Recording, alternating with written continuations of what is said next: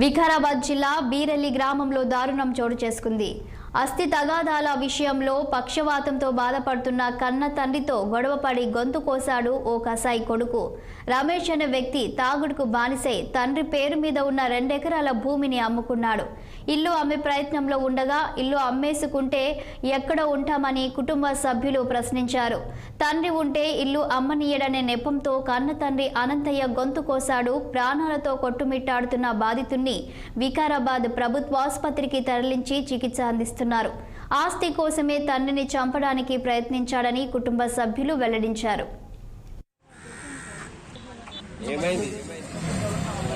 అంటే ఇంతకుముందే నన్ను కొట్లాడి కొట్టి ఎలగొట్టి భూమి అమ్ముకున్నాడు 2 ఎకరాలు నన్ను ఎలగొట్టి ఇట్లనే కొట్టి తిరిగి భయపెట్టితే సంతకాలు పెట్టినాయి.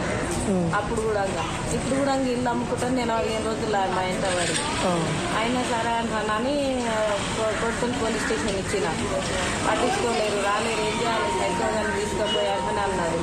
మళ్ళీ ఆడికెళ్ళి ఎస్పీ సార్ దగ్గరికి పోయినా సార్ కూడా మళ్ళీ ముద్రగొట్టి మేడం దగ్గరికే పంపించింది.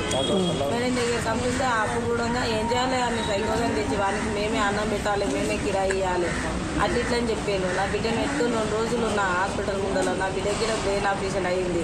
ఫోన్ నెంబర్ ఉందా ఏడున్నా నీ కొడుకు చెప్పని అడుగుతారు పోలీసులు. అయినా ఆ దగ్గర ఫోన్ లేదు. నేను ఊర్లకు మా వాళ్ళకి ఫోన్ చేసి ఆడున్నాడని అడిగిన. ఈడున్నాడు అంటే ఉన్నాడంటే ఫోన్ తీసారు అంటే ఆడ ఒకడు పక్క దశరథగాడనే ఉంటాడు. ఒక పోలీస్ ఆయన ఆనికి ఫోన్ చేసిండు. వాళ్ళు దొరుకుతారు సార్ అంటే వాన మీడే దశరథ ఏం పడి ఎందుకు వస్తారు సార్ మీరు అంది ఇట్లా అని చెప్పిన.